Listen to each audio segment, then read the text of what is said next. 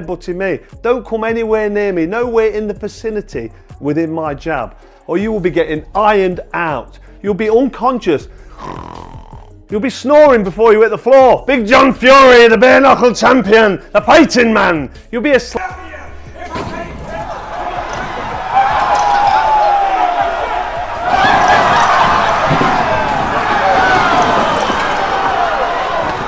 Carl Froch just exploded at John Fury during their heated press conference, and this wasn't some manufactured drama for the cameras. The Cobra looked straight into John Fury's eyes and delivered a bone-chilling warning that sent shockwaves through the entire boxing world. His voice dropped to that cold, calculated tone that every fighter who's faced him knows means serious business. This was Froch drawing a line in the sand, telling Fury that if he keeps pushing boundaries and disrespecting him, there will be real consequences. And here's what made this moment so intense. Froch wasn't shouting. He wasn't throwing chairs. He was speaking with the quiet confidence of a man who's been in wars with the best fighters on the planet. When he said Fury might get seriously hurt, every person in that room knew he meant every single word. The atmosphere shifted instantly. You could see it in everyone's faces. This went from promotional banter to something much more dangerous in a matter of seconds. Mouth shut, stay out of trouble, because if you don't, there's going to be serious ramifications. So stay piped down, stay in your box, keep your mouth shut, and we don't want to see any more of you. At the press conference at the Johnny Nelson didn't hold back when he broke down what just happened, and his analysis was absolutely brutal. He basically said what every boxing fan was thinking, but nobody wanted to say out loud. Carl Froch is not the type of man you mess with for entertainment value.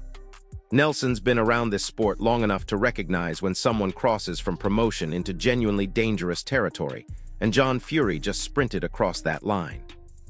Here's what Nelson understands that casual fans might miss. Froch has spent his entire career facing killers in the ring, men who wanted to take his head off, and he never backed down once. This is a guy who fought in Nottingham, in Denmark, in the most hostile environments imaginable, and thrived under that pressure.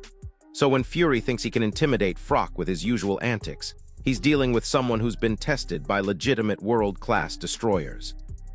Nelson's warning was crystal clear. This isn't about creating headlines anymore. This is about pride, respect, and what happens when you push a Cobra too far. The veteran commentator knows that Froch's patience has limits, and Fury is dancing dangerously close to finding out what those limits look like. Froch, I'm fine, because I'm quite sure Carl's going to rip the life out of John after today. I think John did a job. John did a job and got the excitement going, got people talking. That's exactly what he did.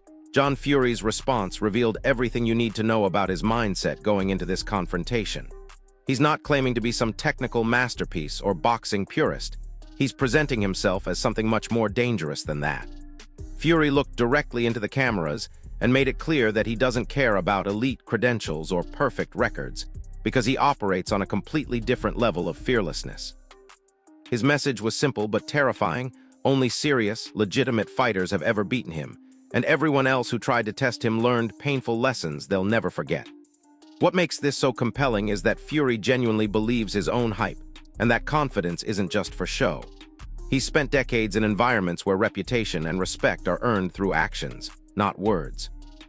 When he shrugs off criticism from boxing analysts and media personalities, it's because he genuinely doesn't value their opinions compared to the respect he's earned in much rougher circles.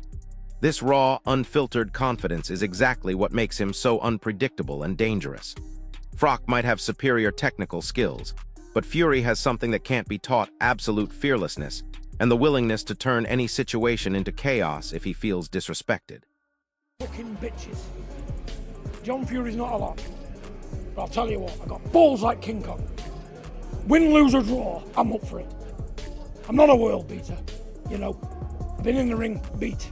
That's no problem. But you know that front foot is all the time forward. There's only good men beat John Fury. Not the likes of these trash outside. Undefeated. Never lost a fight in my life on the street. The men's tried, the men's disfigured and fucked up for the rest. But not everyone in the boxing community is buying into this escalating drama, and some respected voices are calling for cooler heads to prevail. There are veteran promoters and analysts who believe this situation has spiraled completely out of control, and they're genuinely worried about where it's heading. From their perspective, the fight itself should be compelling enough to generate massive interest without anyone needing to resort to personal attacks and physical intimidation. These are people who have seen decades of boxing promotion, and they know the difference between manufactured drama and real animosity that could lead to serious consequences. They're arguing that both Froch and Fury are established names with enough star power to sell a massive event based purely on their boxing credentials and personalities. The concern is that by letting emotions take over, both men are risking their reputations and potentially their safety for what should be a celebration of combat sports. But here's the problem with that reasonable approach. Once pride gets involved, logic tends to go out the window, and both Froch and Fury have way too much pride to back down now. And you shouldn't be doing it. They shouldn't be putting hands on each other. But it is the fight game, and we've seen far worse. We've seen guys get in fights. We've seen people throw dollies in this game, in the combat. Wade Plemons offered a more nuanced take on the entire situation, acknowledging that while physical confrontations aren't ideal, this is ultimately the fight business where emotions run higher than almost any other sport. He reminded everyone that combat sports have always attracted strong personalities who don't back down from confrontation, and historically, we've seen much worse incidents that eventually became legendary stories. Plemons pointed out that when you put alpha males who have spent their careers inflicting and absorbing punishment in high-pressure promotional environments, volatile moments are almost inevitable. What happened between Froch and Fury, while intense and concerning, actually looks relatively tame compared to some of the absolute chaos we've witnessed at press conferences over the decades. Think about the wildest moments in boxing and MMA promotion: chairs flying, entire stages clearing out, security struggling to separate fighters who are genuinely trying to hurt each other before the actual fight. From that perspective, heated words and psychological intimidation are just part of the territory. But Plemons also emphasized that this doesn't mean the situation should be taken lightly, because both men have the skills and temperament to turn verbal warfare into something much more serious if the wrong buttons get pushed. I'm an animal. I'm telling you now, people who know me of the past, they're all dead who know me. Who could say he can fight? Outside he's an animal. They're all dead and gone. I'm from old school. I'm from the 70s, 80s and 90s when men was men. We didn't talk down YouTube. So men made videos. We fought. And you see that at pussies, man. Pussies. You think some 12-stone man can beat me a fight right for that window like an airplane?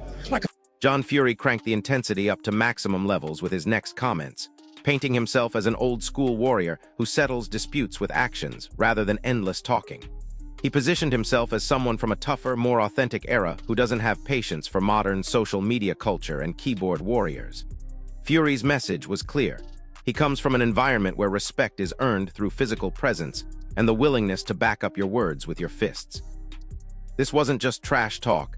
This was him explaining his entire worldview and why he operates differently than most people in the boxing world.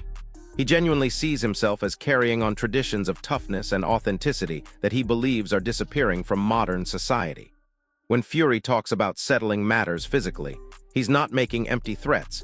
He's explaining how he's handled conflict his entire life. This old-school mentality makes him incredibly dangerous in situations like this, because he doesn't recognize the same social boundaries that might restrain other people. For Fury, if someone disrespects him publicly, the natural response is to make them pay for it physically, and no amount of security or consequences will change that fundamental approach to conflict resolution. Face growling and snarling, calling me a bum, calling me a worm. It's so disrespectful. It actually gets me a little bit angry. I'm laughing. I'm laughing at it inside, but I'm also the fighting man in me makes me want to respond with, if he was in the room now stood in front of me, I would punch his head in. Carl Froch's reaction to Fury's escalating comments revealed that beneath his usually controlled exterior, the competitive fire that made him a world champion is still burning white-hot. While Froch attempted to laugh off some of Fury's more outrageous statements, you could see the irritation building in his eyes and body language.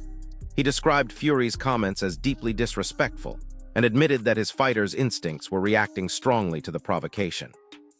This is the fascinating thing about elite fighters. Even years after retirement, that competitive drive and unwillingness to back down from challenges remains as strong as ever. Froch spent his entire career facing men who wanted to destroy him, and he developed mental toughness that doesn't just disappear when you hang up the gloves. When he talks about his competitive instincts reacting to Fury's disrespect, he's acknowledging that part of him wants to remind everyone exactly why he was called the Cobra. The calculated, patient predator who could explode into devastating action when the moment was right. Froch's attempts to maintain composure are actually more concerning than if he was shouting back, because it suggests he's thinking strategically about how to respond to Fury's challenges. You know, to be around people, just to show them what hunger is and desire is, and when you're at the top, to show them to keep pushing and pushing and pushing. Meanwhile, Tyson Fury tried to shift the conversation toward the mental aspects that separate elite competitors from everyone else, emphasizing hunger and relentless drive as the true markers of championship-level fighters. While he wasn't directly escalating the conflict between his father and Froch, his comments about mindset and ambition carried their own subtle message about what it takes to succeed at the highest levels. Tyson understands better than almost anyone how psychological warfare can impact performance, and his focus on mental toughness was a reminder that physical skills alone don't determine outcomes in big fights. The heavyweight champion has built his career on outthinking and outworking opponents who might have superior technical abilities or physical advantages. His message about hunger and drive was particularly relevant given the context. Both his father and Froch are trying to prove they still have that elite mentality that separated them from ordinary fighters throughout their careers. But there was also an undertone suggesting that the real test isn't what happens at press conferences or in social media exchanges, but what happens when two fighters are alone in the ring with their skills, conditioning, and mental toughness determining the outcome. Is that John Fury and Carl Froch on the cobbles will be fun. I think they both have a good fun doing that, but I'm sure it's all fun and games. They like to say what they... Adam Smith attempted to provide some perspective by suggesting that both Froch and Fury are naturally outspoken personalities who thrive on controversy and attention. From his viewpoint, the tension might be more theatrical than genuinely dangerous, since both men understand how to work the media and generate buzz for potential fights. Smith has covered enough boxing events to recognize the difference between manufactured drama and real animosity, and he seemed to believe this situation falls somewhere in between. He pointed out that strong personalities often create noise and confrontation without there being genuine hostility underneath the surface drama. However, Smith's more optimistic assessment might be underestimating just how personal this has become for both men. While he sees two showmen playing their roles to perfection, the intensity of recent exchanges suggests that whatever started as promotion has evolved into something much more real and potentially dangerous. The challenge with Smith's perspective is that even if the conflict began as theater, it can quickly become genuine when pride and reputation are on the line, and both Froch and Fury have way too much pride to let perceived disrespect slide. To say something that's controversial, and they're two big characters, and we love having them. Eddie Hearn made it crystal clear that he sees genuine risk in putting Carl Froch and John Fury in the same room together, and his concerns about needing a wall of security weren't exaggerated for dramatic effect. Hearn has promoted hundreds of fights and managed countless press conferences, so when he expresses worry about the unpredictability of these two personalities, that carries serious weight. His comment about security measures reveals that behind the scenes, people are genuinely concerned about this situation escalating beyond verbal confrontation. Hearn understands that both men have the temperament and physical capability to turn a press conference into absolute chaos if the wrong thing gets said or done. What makes this particularly volatile is that neither Froch nor Fury seems interested in backing down or de-escalating the tension. They're both feeding off the energy and pushing boundaries further with each exchange. Hearn's mention of security also highlights how this conflict has captured the attention of the entire boxing world. Fans are getting a front row seat to watch two dangerous personalities circle each other like predators. And everyone knows that one wrong move could trigger an explosion that makes previous press conference incidents look tame by comparison. You honestly think if these two come together like this, well, you know what's going to happen? So what you going? I'm going to keep them apart by a wall of. Spencer Oliver perfectly captured the unpredictability factor that makes this potential confrontation so compelling for fight fans. He admitted that calling a winner is almost impossible because both men bring completely different but equally dangerous qualities to any physical confrontation. Froch might be 48, but he's still sharp, still respected, and still carries the technical skills and ring IQ that made him a world champion. On the other side, John Fury brings raw, intimidating energy and the kind of fearless aggression that can overwhelm more skilled opponents through pure intensity and willingness to absorb punishment. Oliver's analysis highlighted something crucial. Fury's history of confronting legends like Lennox Lewis shows he doesn't recognize normal social hierarchies or respect traditional boundaries when he feels challenged. This isn't someone who gets intimidated by reputations or accomplishments. The fact that he's willing to go face-to-face with established boxing royalty demonstrates either incredible confidence or complete recklessness, and probably both. Oliver's assessment feeds into the spectacle and uncertainty that has fans on the edge of their seats, because genuinely unpredictable matchups are rare in combat sports where outcomes can usually be predicted based on skills, experience, and physical advantages. With a Cobra, mate. Really? The Cobra's dangerous. He's still in shape, 48 years of age. John's standing over there behind you. You got to go with John Fury. Yeah, no, it kicked off a little bit. But it wasn't only Carl Froch that he went into either, did he? He actually went into Lennox Lewis as well. He started steaming into Lennox Lewis a little bit, and I go, whoa, who wins that? Eddie Hearn doubled down on his concerns about the dangerous dynamics of this confrontation, emphasizing that while Froch has superior technical skills, John Fury represents a different kind of threat entirely. Hearn suggested that Fury's approach could turn any fight into something messy, unpredictable, and borderline illegal, creating a contrast between Froch's precision and Fury's brute force mentality. This analysis reveals why traditional boxing analysis might not apply to this situation. We're not talking about two boxers meeting under standard rules with referees and regulations controlling the action. If these two ever came to blows, it would likely be raw, uncontrolled, and governed more by street fighting instincts than boxing technique. Hearn's warning that fans are watching a volatile mix of brains, brawn, and aggression that could explode at any moment isn't hyperbole. It's a realistic assessment of what happens when you combine Froch's calculated fighting intelligence with Fury's chaotic, overwhelming style. The promoter understands that this potential clash is as much about survival instincts and mental toughness as it is about technical skills. And those kinds of fights are impossible to predict because they depend on who can impose their will when everything breaks down into pure chaos.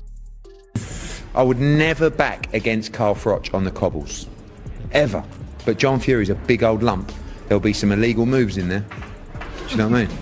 But if they ever get close... Dave Allen provided crucial context by balancing his respect for John Fury with honest criticism of how far this situation has escalated. While Allen doesn't condone violence or encourage the confrontational aspects, he acknowledges Fury's influence and reputation within boxing circles, showing the complicated reality of dealing with strong personalities who command attention even when they cross lines. Allen's perspective reflects what many people in the boxing community are feeling. They recognize that Fury and Froch are both legitimate figures who have earned respect through their careers and personalities, but they're also concerned about where this heated exchange is heading. His comments reveal that even when things go too far, loyalty and respect play important roles in how these situations are perceived and handled. Allen understands that this isn't just about aggression or entertainment value. It's about legacy, personal codes of conduct, and the culture of respect that surrounds established figures in combat sports. This adds depth to the entire situation because it shows that outside observers see both the danger and the human elements that make these clashes so compelling, even when they're genuinely worried about the potential consequences. I'm not saying that I condone that behaviour, because I don't. You can't, it's impossible to. But John is my mate, I've got respect for him, I respect the family, we're cool. So you're never going to hear me say a bad word about it, but at the same time, obviously, no. It's probably not the Steve Bunce thing. I thought, bloody hell. John Fury outlined his raw, self-reliant approach to life and training with the kind of intensity that explains exactly why he's so confident in any confrontation. He painted a picture of someone who thrives on hardship, trains like a warrior outside modern comforts, and relies on willpower and toughness rather than structured coaching or sophisticated game plans.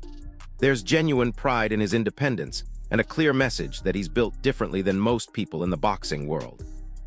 Fury's lifestyle isn't just about physical preparation. It's about maintaining a mental edge that comes from constantly pushing boundaries and refusing to accept limitations that other people take for granted. When he describes living and training like he's preparing for war rather than sport, he's explaining why conventional analysis might not apply to him. This reinforces his old-school, unstoppable persona and demonstrates why he genuinely believes he can compete with anyone regardless of their technical advantages or formal credentials. Fury sees himself as a force of nature who refuses to be contained or underestimated, and that mindset makes him incredibly dangerous because he approaches every challenge with the assumption that his will and toughness can overcome any obstacle. Another running video this morning, but not just a running video. I'm going to be the first man to fight a 3-time Hall of Famer for just doing it myself. John Fury style. Running, bare knuckle, heavy bag, eating, living in the woods, chopping trees, eating the filth of the earth. I'm doing it gypsy style, and I'm going to prove to everybody out there. Shane Fury offered a grounded perspective that provided insight into the family dynamic while explaining why this confrontation with Carl Froch feels so personal and intense. He highlighted the disconnect between online interactions and face-to-face confrontations, explaining that while words on screens carry weight, seeing someone in person changes the entire dynamic of any conflict. Shane's analysis of his father's methods was particularly revealing. He admitted that John Fury has strong opinions and approaches that often work, but acknowledged that his style is old school and completely unfiltered. This commentary adds important nuance because it shows the human side of the Fury family while maintaining respect for their raw intensity and unconventional methods. Shane understands that his father operates according to different rules and principles than most people, but he also recognizes that those principles have been effective throughout John's life. His explanation helps fans understand that this clash with Froch isn't just entertainment or promotional strategy. It's deeply rooted in pride, reputation, and the code of conduct that governs their environment. The family dynamic reveals why John Fury takes challenges so personally, and why backing down from confrontation would go against everything he's taught his sons about respect and toughness. You can talk about someone online and do videos, but not expect someone to say anything when you see someone. So I don't know. Listen, my dad's got his ways and his points, and 90% of the time he's half right, but listen. Liam Goff painted a detailed picture of the history and underlying tension between John Fury and Carl Froch, revealing that there's genuine animosity mixed with mutual respect and serious discussion about a possible exhibition bout. The negotiations about money and charity add layers that show even conflicts filled with personal tension have practical business considerations that could lead to actual competition. Goff's analysis highlighted that both men are fully aware of each other's power and capabilities, which makes their verbal sparring even more significant because it's based on realistic assessments rather than empty posturing. John Fury was doing that and goading Carl Froch, and I know John Fury doesn't like Carl Froch. Carl Froch mentions him, although I haven't really watched much of Carl Froch's videos lately. But Carl Froch, I know, has mentioned John Fury in the past. He's had a go with John Fury. They actually talked about having an actual, was it an exhibition or a boxing type match? And John Fury, any man, any time, was saying words to the effect of, "Oh, I'll fight you, Carl Froch, but the money has to be right." And Carl Froch basically said, "All right, well, if we arrange payment..." This guy is just crazy upon crazy upon crazy, but we already knew that. He's now chasing after Carl Froch. Obviously, Carl Froch has had lots of things over the years to say about John Fury, basically all negative things. But I don't know what John Fury was expecting to get out of that confrontation. We've seen John Fury try and go after everybody anyway, whether it's at Misfits Boxing, whether it's at high-level boxing.